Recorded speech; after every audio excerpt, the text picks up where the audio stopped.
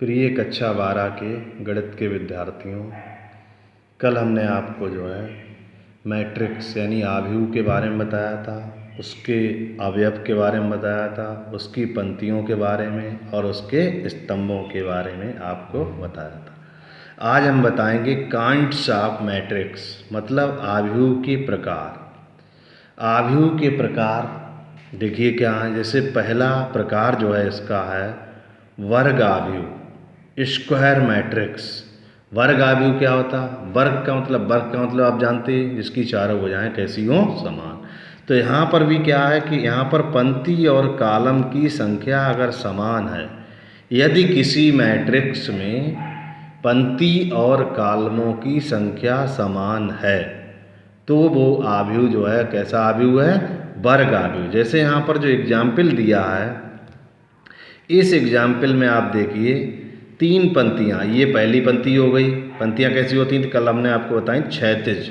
जो क्षैतिज होती हैं वो पंक्तियाँ कहलाती हैं, और जो ऊर्ध्वाधर होते हैं वो क्या कहलाते हैं? स्तंभ कहलाते हैं। यहाँ पर देखिए 3 पंक्तियाँ, 3 क्षैतिज हैं, 1 2 3।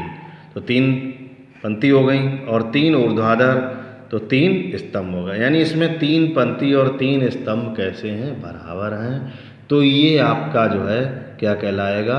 वर्ग आव्यूह कहलाएगा। इसके बाद आयताकार आव्यूह, रेक्टेंगुलर मैट्रिक्स।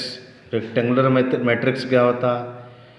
इसमें जो है पंक्ति और स्तंभों की संख्या समान नहीं होती है, तो ऐसे आव्यूह को आयताकार आव्यूह कहते हैं। जैसे एग्जाम्पल में दिखाया गया है, इसमें जो है पंक्तियाँ जो हैं कितनी हैं? 2 और स्तंभ कितने हैं?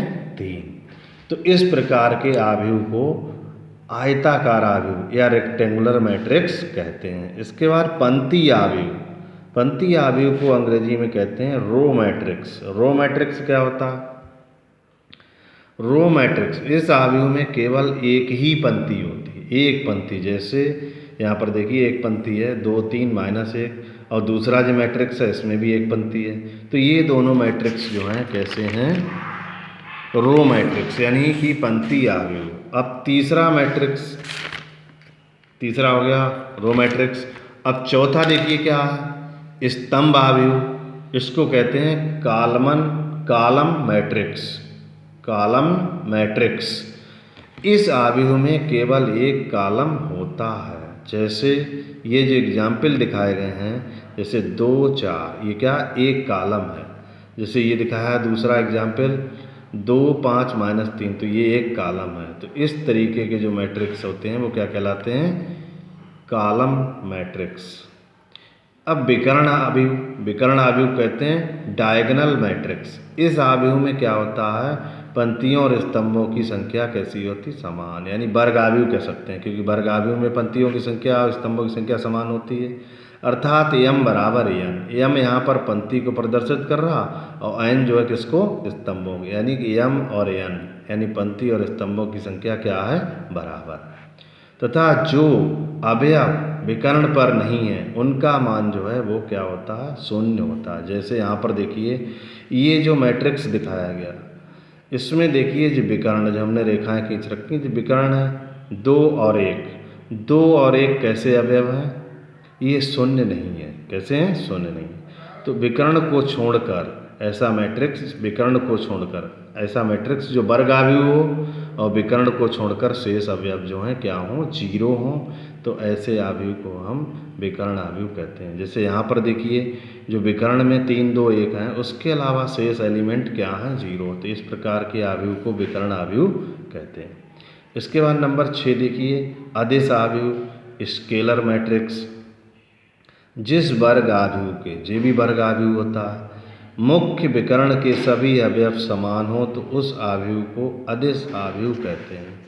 यानी कि ऐसा अवयव, ऐसा मैट्रिक्स जो वर्गाव्यूह हो, यानी स्क्वायर मैट्रिक्स हो और जिसके सभी अवयव शून्य हो। किसको छोड़ के? सिवाय विकर्ण को छोड़कर। विकर्ण के अवयव शून्य ना हो, बाकी शेष एलिमेंट जो है वो क्या हो? 0 हो। तो विकर्ण में जो है समान संख्या होनी चाहिए। समान संख्या कौन सी होनी चाहिए? देखिए ना तो 0 होना चाहिए विकर्ण में, और ना ही एक होना चाहिए, क्योंकि अगर एक एक कर देंगे विकर्ण में हम के की जगह तो वो इकाई आव्यूह हो जाएगा। कैसा आव्यूह हो जाएगा? इकाई आव्यूह। तो यहाँ पर के का मान जो है 0 और 1 के अलावा कुछ भी हो सकता है, जैसे 3 3 हो सकता है, सब जगह 4 4 हो सकता है। तो ऐसे आव्यूह को हम क्या कहते हैं? अदिश आव्यूह कहते हैं। तो प्रिय बच्चों, ये जो हमने 6 डिफिनीशन आपको काइंड्स ऑफ मैट्रिक्स यानी मैट्रिक्स के जो काइंड्स यानी प्रकार हैं, आव्यूह के प्रकार हैं, उनमें से हमने 6 की डिफिनीशन बताई है आपको। तो आप लोग ये 6 मैट्रिक्स जो हैं इनको कॉपी पर स्वच्छतापूर्वक लिखेंगे और साथ ही साथ इनको याद भी करेंगे। अभी हम आपको काम जो है 1-2 दिन थोड़ा थोड़ा काम कराएंगे, जिससे कि आप जो है पीछे जो ज़्यादा काम हो चुका है उस काम को भी अपना कंप्लीट कर लें। बाकी जो बच्चे आप लोगों के संपर्क में हों तो उनको जो है अवगत करा के उनका भी काम कंप्लीट कराएं और उनको जो है जुड़वाने की कोशिश करें।